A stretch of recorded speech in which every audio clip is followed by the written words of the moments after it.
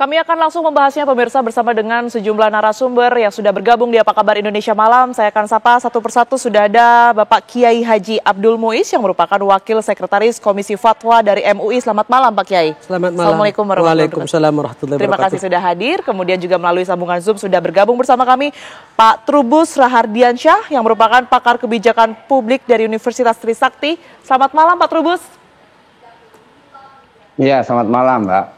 Baik, terima kasih sudah bergabung. Saya izin ke Pak Kiai terlebih dahulu. Pak Kiai, Anda sendiri meresponnya seperti apa? Sekalipun tadi sudah ada paket sebelumnya yang mengatakan bahwa MUI sebenarnya sudah merespon, tapi ketika seorang pejabat publik kemudian menyamakan antara ajaran agama dan juga dengan kebijakan negara ini, sebenarnya pandangan seperti apa yang harus dipahami oleh masyarakat?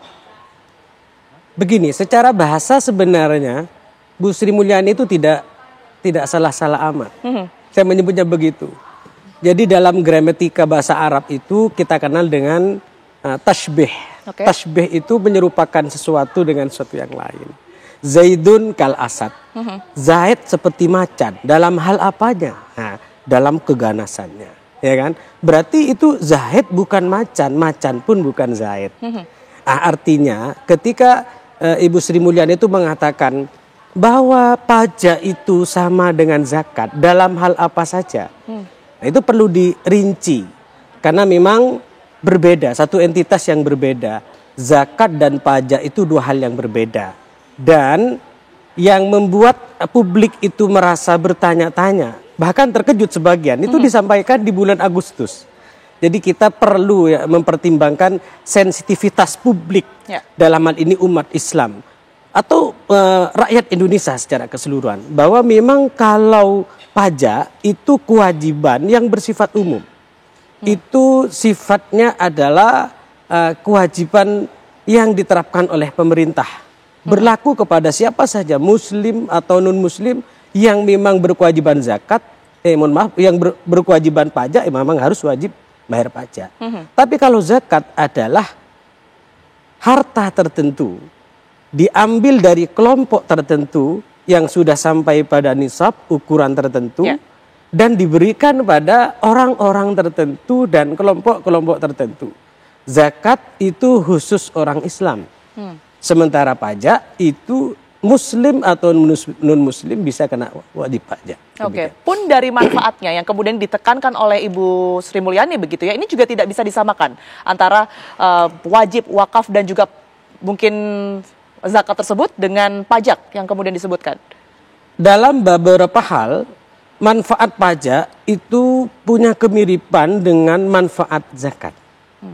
Misalnya, manfaat dari pajak itu diberikan kepada kepentingan publik, kemaslahatan umat Islam atau kemaslahatan publik, itu boleh kan? Ketentuan seperti itu. Sama halnya dengan zakat. Zakat itu juga boleh diberikan kepada untuk kepentingan publik. Misalnya tempat-tempat yang memang butuh perbaikan.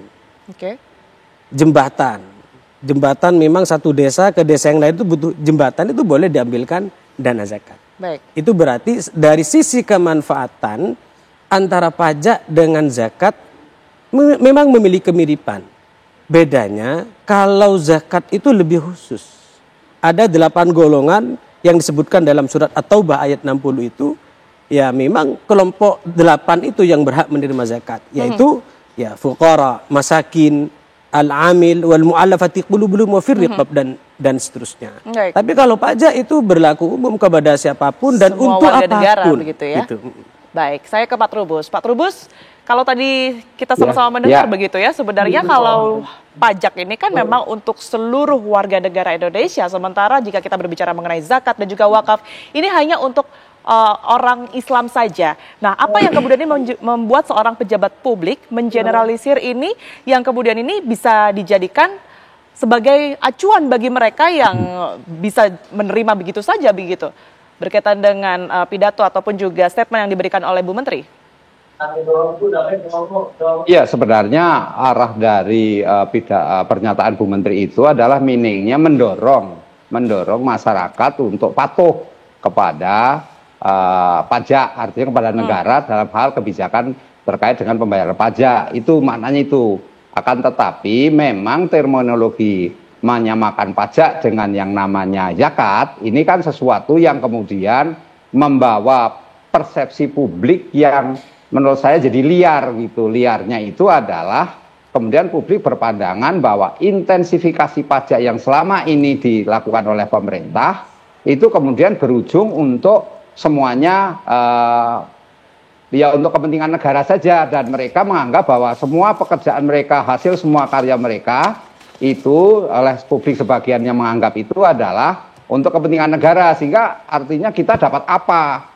Padahal ini kan sebenarnya membutuhkan satu penjelasan. Tadi Pak Kiai sudah menjelaskan bahwa di dalam pajak itu memang ada unsur-unsur seperti sama mirip dengan zakat gitu. Tetapi yang jelas bahwa yang kedua saya berpandangan ada persoalan bagaimana pemerintah harus mengkomunikasi publikan secara baik terkait daripada kebijakan itu sendiri dalam melihat bagaimana mendorong publik agar taat dan patuh kepada pembayaran pajak. Di satu sisi bahwa pajak itu sendiri bermanfaat untuk publik. Dalam hal ini berbagai yang disampaikan oleh Bu Sri Mulyani itu adalah untuk bansos, untuk pembangunan infrastruktur, dan juga untuk pendidikan, untuk kesehatan, semua sudah dicakup semua. Nah, karena itu memang di dalam pajak ini ada kesannya sebenarnya memaksa kan gitu. Tapi itulah kewajiban sebuah negara agar kepada warganya itu memiliki rasa tanggung jawab di dalam membawa bangsa dan negara ini ke arah kemana. Kira-kira seperti itu, Mbak.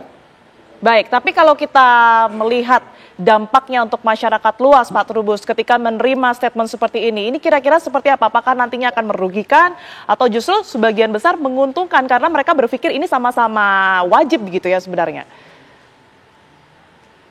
Iya, kalau ini gini, karena memang masyarakat kan majemuk ya, tentu ada dalam pandangan mereka, ada sebagian yang mengatakan ini baik gitu ya, baik dalam rangka tadi mengarah kepada hasrat publik agar setidak-tidaknya itu selaras dengan kehendak dari negara atau kebijakan negara.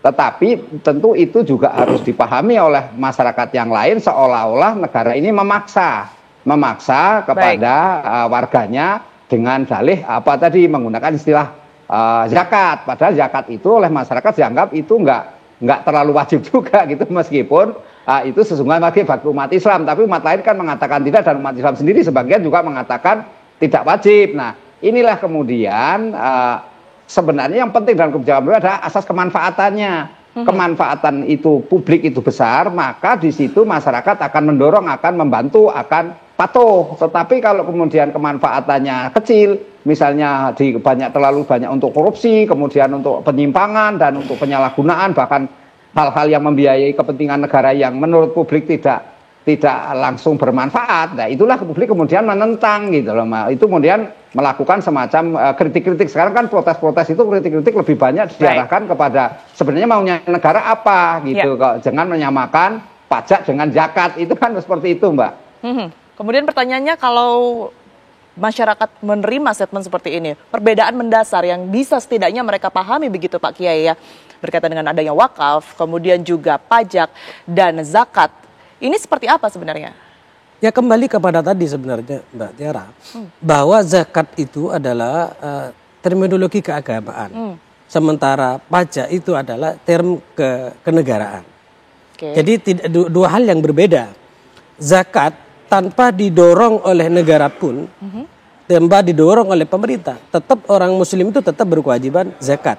Kalau memang sudah sampai pada ukuran seseorang itu kekayaannya wajib bayar pajak, kan begitu. Termasuk soal zakat. Zakat dan pajak itu sekalipun misalnya memiliki kemiripan manfaat, tapi caranya berbeda. Baik, kalau zakat itu tu'khadhu min aghniyaihim wa turaddu ala fuqaraihim, diambil dari yang kaya-kaya dan diberikan kepada yang miskin, kepada fakir miskin. Tapi kalau pajak itu kan semua meluas ya. Oleh karenanya penting, karena ini menyangkut kebijakan, harus mendasari kepada maslahah. Sebagaimana disebut dalam kaidah fikih, tasarruful imam ala ra'iyah manutun bil maslahah. Kebijakan pemerintah kepada rakyat harus mendasari pada maslahah.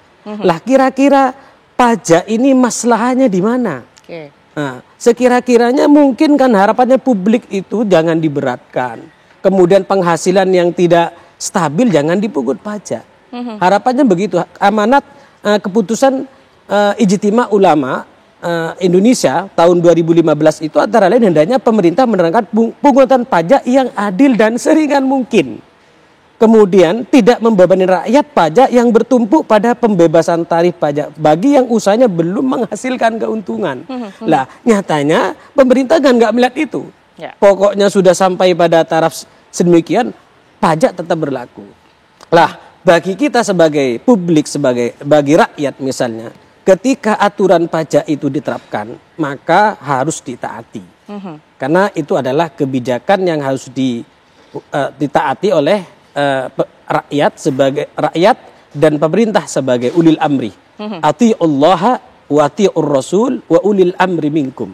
Taatlah kalian kepada Allah dan Rasul dan ulil amri. Baik. Ulil amri sini adalah pemerintah. Baik, pertanyaannya setelah kita menerima ini semua, kemudian selaku umat muslim dengan segala keterbatasan ya kan, karena kondisi mereka juga berbeda-beda begitu, kira-kira mana yang kemudian ini harus didahulukan ya ketika mereka diberikan pemahaman bahwa keduanya ini ternyata sama-sama wajib, yang satunya wajib secara agama, kemudian untuk kita berbicara mengenai pajak ini juga wajib sebagai warga negara begitu. Tapi dijawab nanti, izin Pak Kiai, kami harus jeda terlebih dahulu. Apa kabar Indonesia Malam kembali saat lagi untuk Anda.